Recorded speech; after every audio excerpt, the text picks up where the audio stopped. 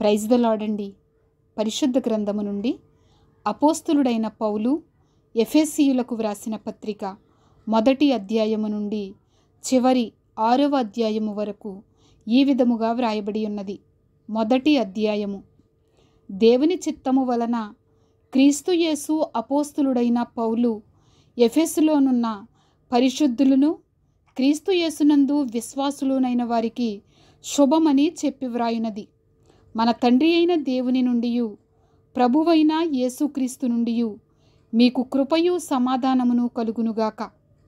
మన ప్రభువైన యేసుక్రీస్తు యొక్క తండ్రియగు దేవుడు స్తుతింపబడునుగాక. ఆయన క్రీస్తునందు పరలోక విషయములలో ఆత్మ సంబంధమైన ప్రతి ఆశీర్వాదమును మనకు అనుగ్రహించెను. ఎట్లనగా తన ప్రియునియందు తాను ఉచితముగా మనకు అనుగ్రహించిన తన కృపా మహిమకు కీర్తి కలుగునట్లు తన చిత్త ప్రకారమైన దయా సంకల్పము చొప్పున యేసుక్రీస్తు ద్వారా తనకు కుమారులనుగా స్వీకరించుటకై మనలను ముందుగా తన కోసము నిర్ణయించుకొని మనము తన ఎదుట పరిశుద్ధులమును నిర్దోషులమునై ఉండవలెనని జగత్తు పునాది వేయబడక మునిపే ప్రేమ చేత ఆయన క్రీస్తులో మనలను ఏర్పరచుకొనెను.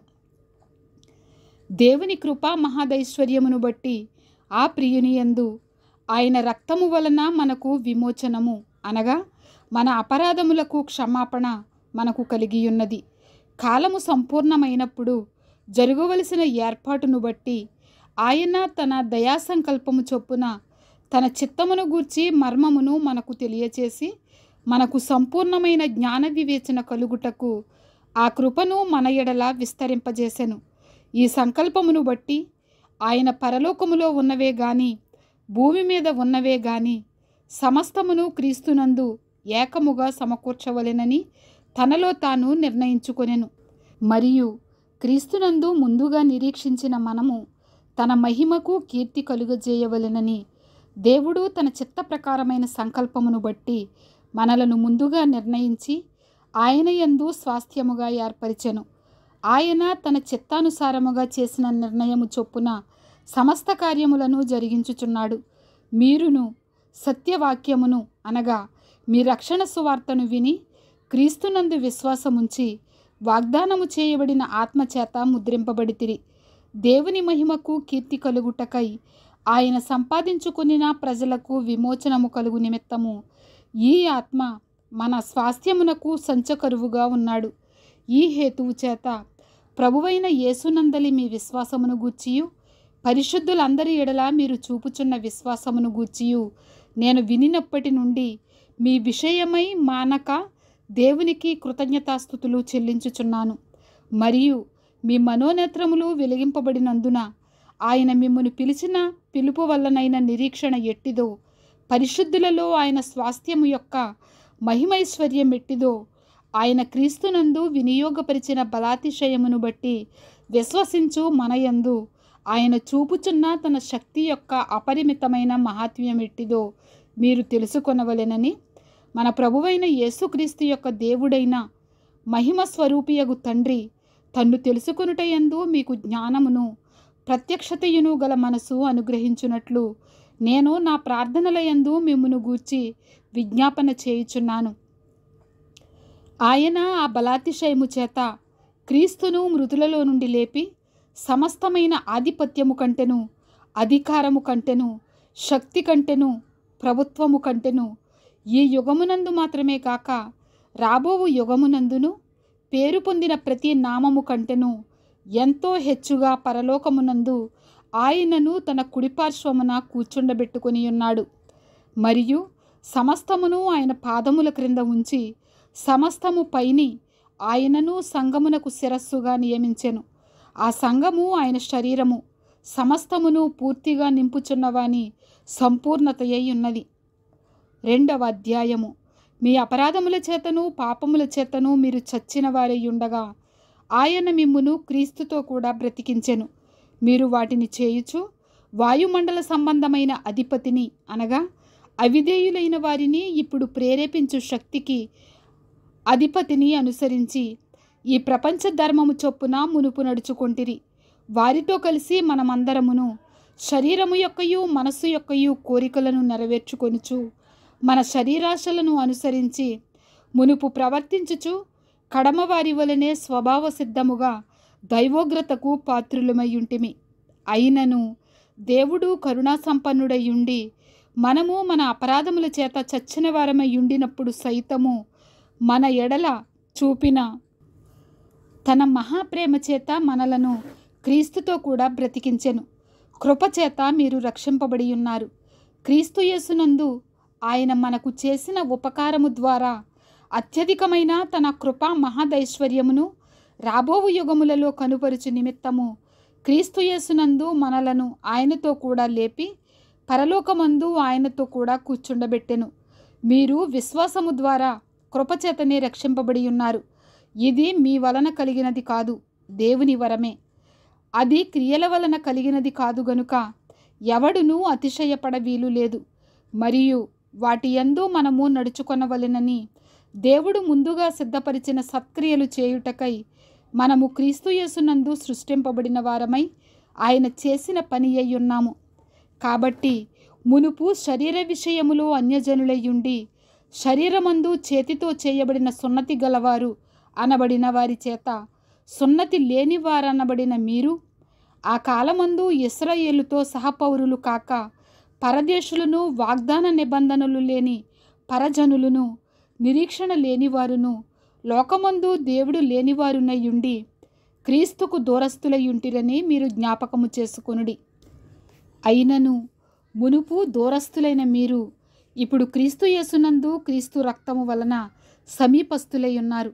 ఆయన మన సమాధానమయ్యుండి మీకును మాకును ఉండిన ద్వేషమును అనగా విధిరూపకమైన ఆజ్ఞలు గల ధర్మశాస్త్రమును తన శరీరమందు కొట్టివేయుట చేత మధ్య గోడను పడగొట్టి మన ఉభయులను ఏకము చేసెను. ఇట్లు సంధి చేయుచు ఈ ఇద్దరిని తన యందు ఒక్క నూతన పురుషునిగా సృష్టించి తన శిలువ వలన ఆ ద్వేషమును సంహరించి దాని ద్వారా వీరిద్దరినీ ఏక శరీరముగా చేసి దేవునితో సమాధానపరచవలెనని ఏలాగు చేసెను. గనుక ఆయనయే మనకు సమాధానకారకుడై ఉన్నాడు. మరియు ఆయన వచ్చి దూరస్థులైన మీకును సమీపస్థులైన వారికిని సమాధాన సువార్తను ప్రకటించెను. ఆయన ద్వారానే మనము ఉభయులము ఒక్క ఆత్మయందు తండ్రి సన్నిధికి చేరగలిగి ఉన్నాము. కాబట్టి మీరిక మీదట పరజనులను పరదేశులనై ఉండక పరిశుద్ధులతో ఏకపట్టణస్థులను దేవుని ఇంటివారునై ఉన్నారు.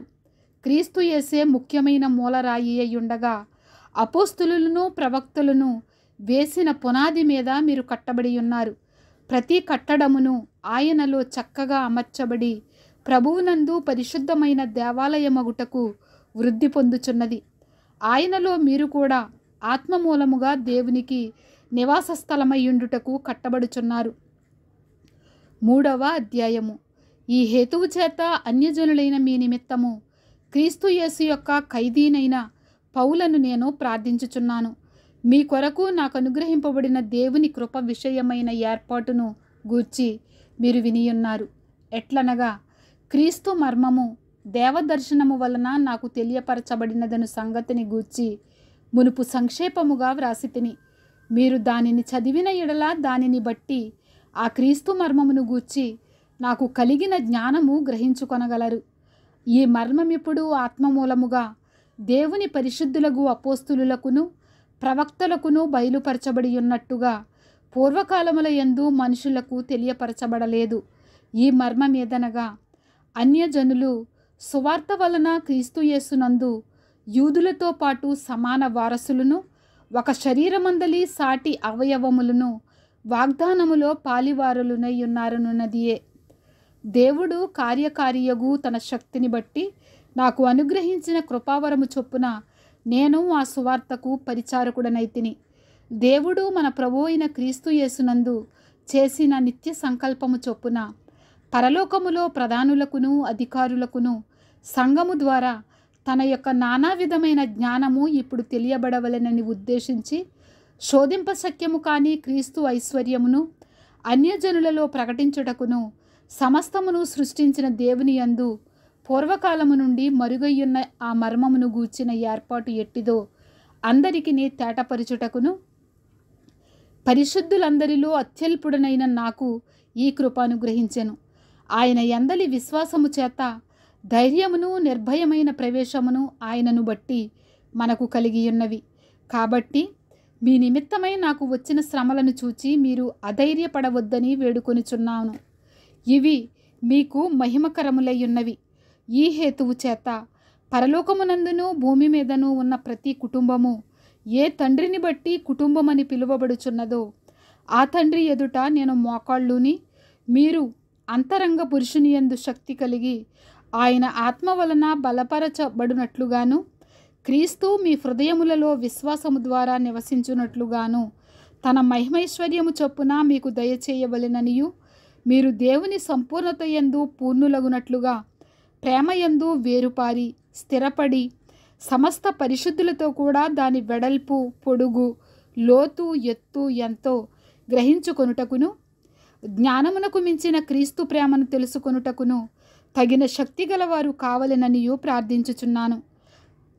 మనలో కార్యసాధకమైన తన శక్తి చొప్పున మనము అడుగు వాటన్నిటికంటేను ఊహించు వాటన్నిటికంటేను అత్యధికముగా చేయ శక్తిగల దేవునికి క్రీస్తు యేసు మూలముగా సంఘములో తరతరములు సదాకాలము మహిమ కలుగునుగాక. ఆమేన్. 4వ అధ్యాయము.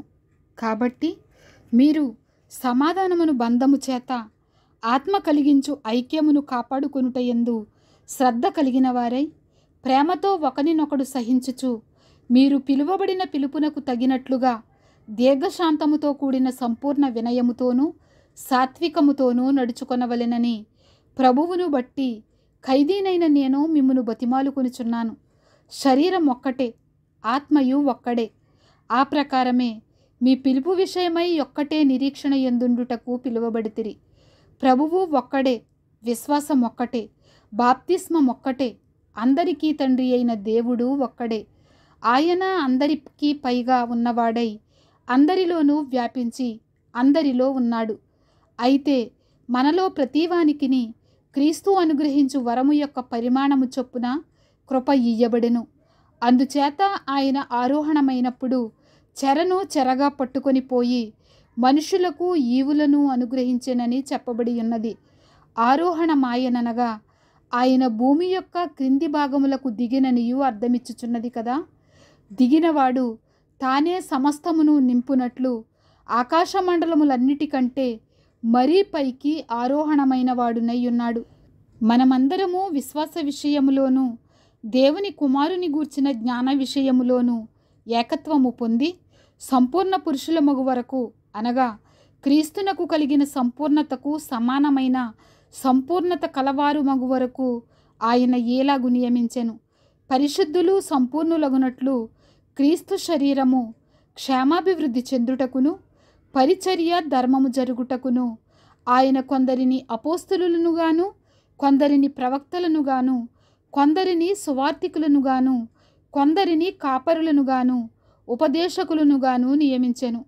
అందువలన మనమిక మీదట పసిపిల్లలమై ఉండి మనుషుల మాయోపాయముల చేత వంచనతోనూ తప్పు మార్గమునకు లాగు కుయుక్తితోనూ గాలికి కొట్టుకొని పోవునట్లు కల్పింపబడిన ప్రతి ఉపదేశమునకు ఇటు అటు కొట్టుకొని పోవచ్చు అలల చేత ఎగరగొట్టబడిన వారమైనట్లుండక ప్రేమ కలిగి సత్యము చెప్పుచు క్రీస్తు వలె ఉండుటకు మనమన్ని విషయములలో ఎదుగుదము.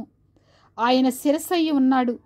ఆయన నుండి సర్వశరీరము చక్కగా అమర్చబడి తనలో ఉన్న ప్రతి అవయవము తన తన పరిమాణము చొప్పున పనిచేయుచుండగా ప్రతి కీలు వలన కలిగిన బలము చేత అతుకబడి ప్రేమయందు తనకు క్షేమాభివృద్ధి కలుగునట్లు శరీరమునకు అభివృద్ధి కలుగజేసుకొనుచున్నది. కాబట్టి అన్యజనులు నడుచుకొనున్నట్లు మీరిక మీదట నడుచుకొనవలదని ప్రభువునందు సాక్ష్యమిచ్చుచున్నాను. వారైతే అంధకారమైన మనసు గలవారై తమ హృదయ కాఠిన్యము వలన తమలో ఉన్న అజ్ఞానము చేత దేవుని వలన కలుగు జీవములో నుండి వేరుపరచబడిన వారై తమ మనసునకు కలిగిన వ్యర్థత అనుసరించి నడుచుకొనుచున్నారు. వారు సిగ్గులేని వారయ్యుండి నానా విధమైన అపవిత్రతను అత్యాశతో జరిగించుటకు తమ్మును తామే కాముకత్వమునకు అప్పగించుకొనిరి. అయితే మీరు యేసును గూర్చి విని ఆయన యందలి సత్యము ఉన్నది ఉన్నట్టుగానే ఆయన యందు ఉపదేశింపబడిన వారైన ఎడల మీరలాగూ క్రీస్తును నేర్చుకున్నవారు కారు. కావున మునుపటి ప్రవర్తన విషయములోనైతే మోసకరమైన దురాశల వలన చెడిపోవు మీ ప్రాచీన స్వభావమును వదులుకొని మీ చిత్తవృత్తి యందు నూతనపరచబడిన వారై నీతియు యథార్థమైన భక్తియు గలవారై దేవుని పోలికగా సృష్టింపబడిన నవీన స్వభావమును ధరించుకొనవలెను.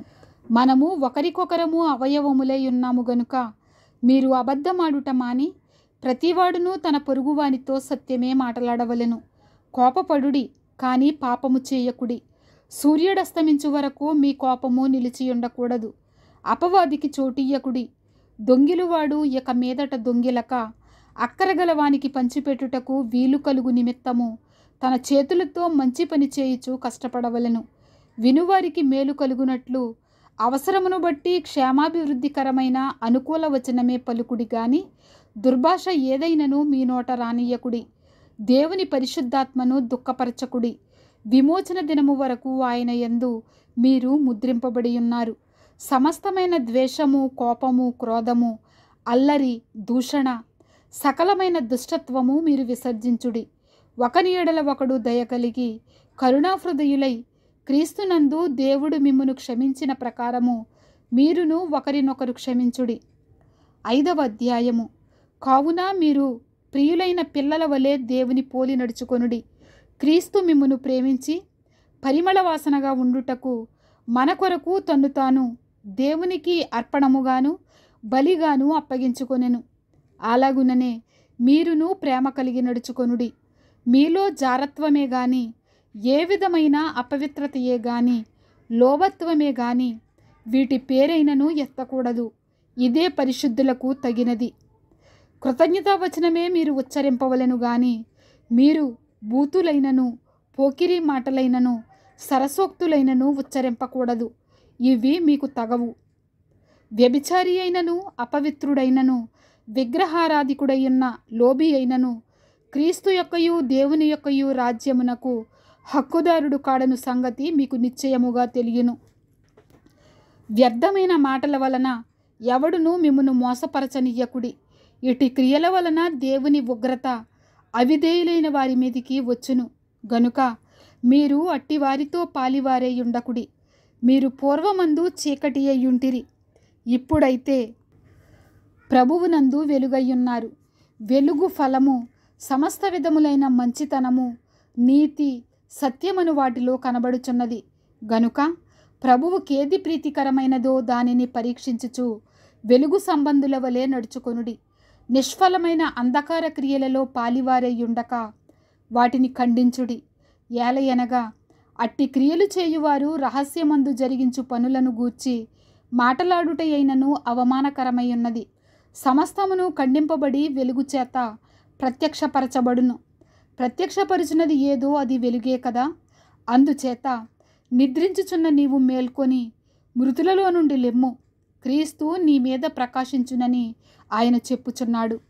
దినములు చెడ్డవి గనుక మీరు సమయమును పోనీయక సద్వినియోగము చేసుకొనుచు అజ్ఞానుల వలె కాక జ్ఞానుల వలె నడుచుకొనున్నట్లు జాగ్రత్తగా చూచుకొనుడి.